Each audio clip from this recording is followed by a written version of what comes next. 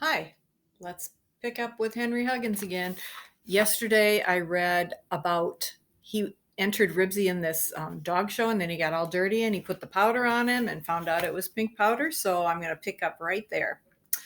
Henry was so hot and sticky that he had to sit down on the grass to catch his breath. Ribsy was panting and his tongue hung out.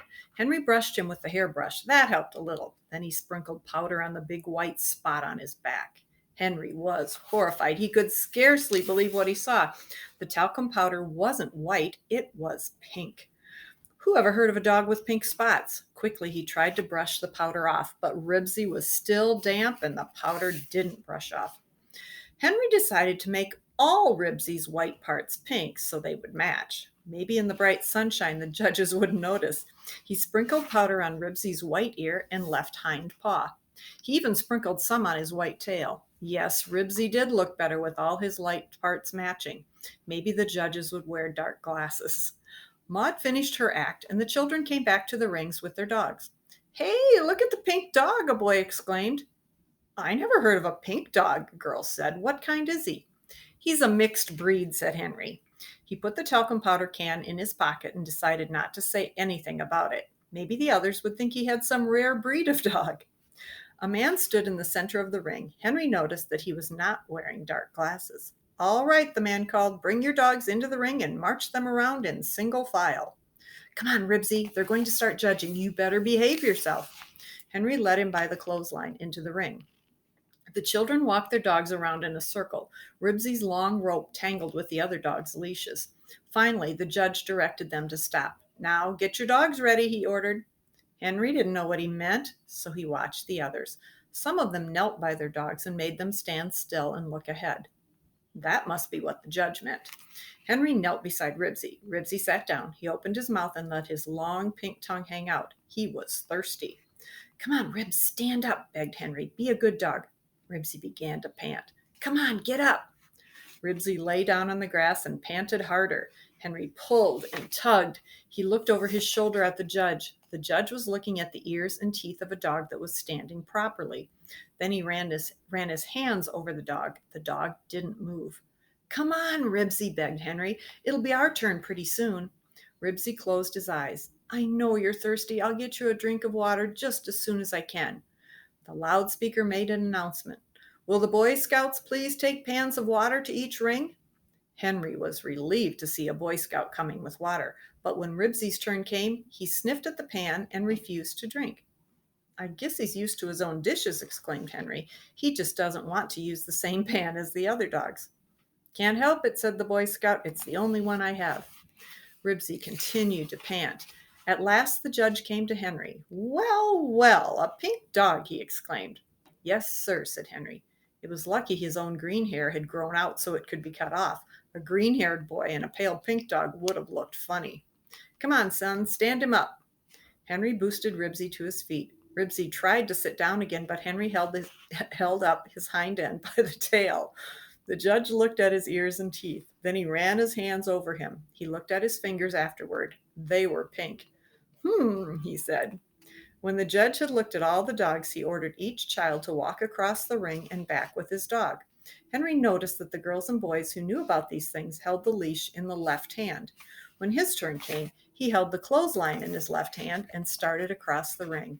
Halfway across, Ribsy sat down to scratch behind his left ear.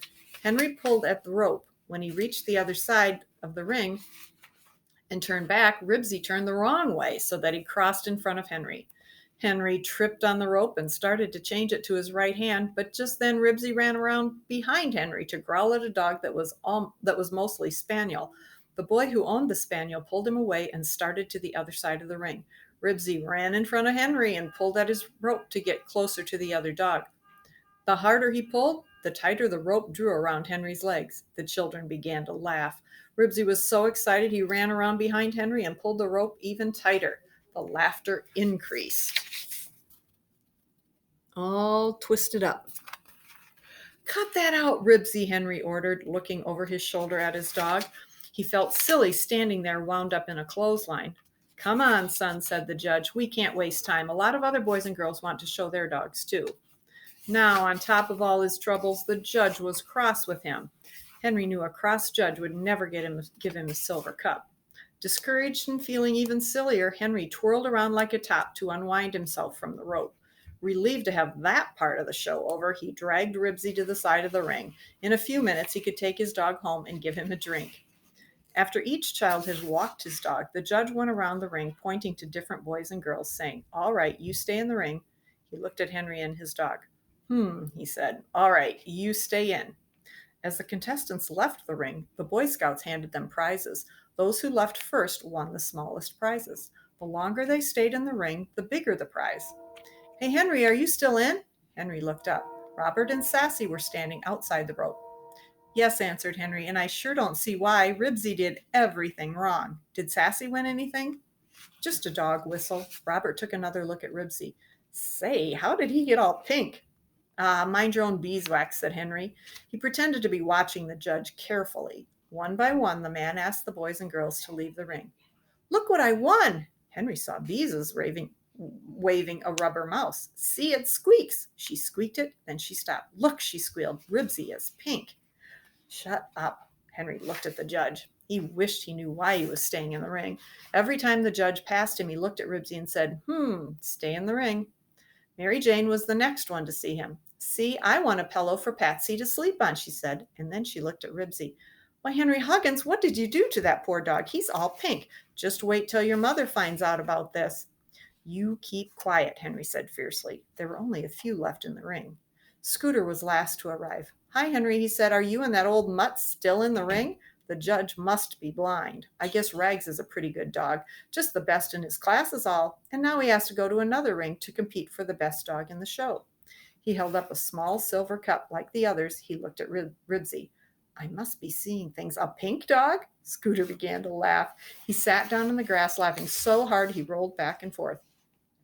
Henry didn't think Ribsy was that funny. By this time, Henry was so hot and disgusted that all he wanted was to get out of the ring, go home, and get Ribsy a drink of water out of his own private pan.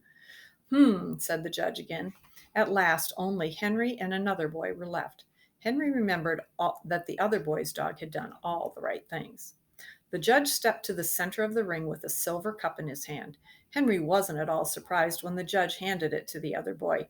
He just wondered why he hadn't been asked to leave the ring. He thought he must have made a mistake, but the judge said to Henry and the winner, "Come along to the main ring. There will be some more judging there."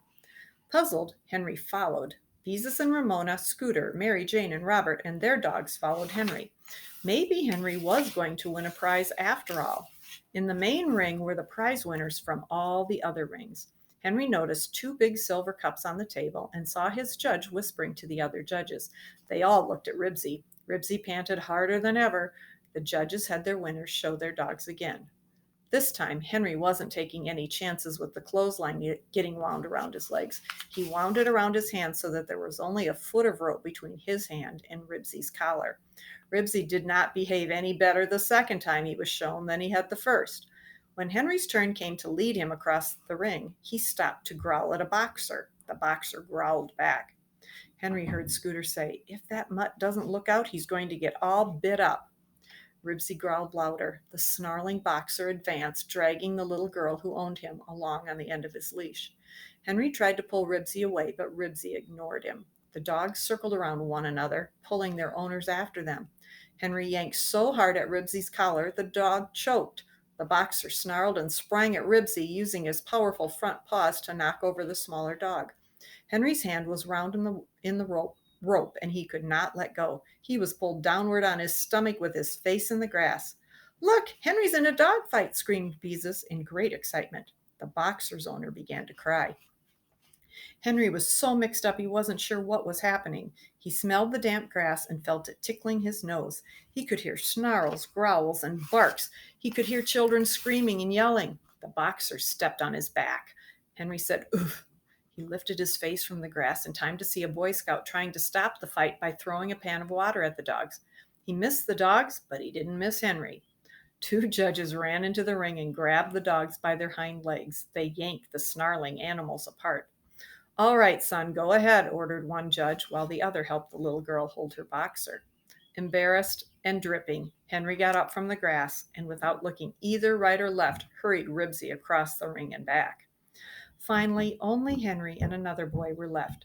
The judge stepped to the center of the ring. The big cup for the best dog in the whole show goes to the boy with the setter. Everybody clapped, and when he handed one of the boy one of the silver cups, Ribsy growled at the winner. And now, said the judge, the cup for the most unusual dog in the show goes to the boy with the mixed breed dog. He handed Henry the other big silver cup. Gee, thanks, was all Henry could say. The audience clapped, and he heard Beezus shout, "Hooray for Henry!" He thought Ribsy looked pleased. That's what that looked like. Everyone gathered around to admire his cup until a newspaper photographer asked them to stand back while he took a picture of Henry and his dog and wrote down his name and address. Henry was going to have his picture in the paper. Congratulations, said Scooter, but I still think he's a mutt. Well, anyway, he won a bigger cup than Rags, boasted Henry, but I guess Rags is a pretty good dog, too. Good old Ribsy, now we'll get you a drink of water. He led Ribsy to the nearest drinking fountain. He filled the silver cup with water and put it on the ground.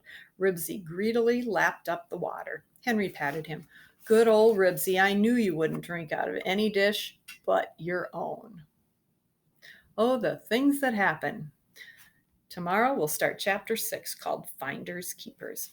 Have a good day.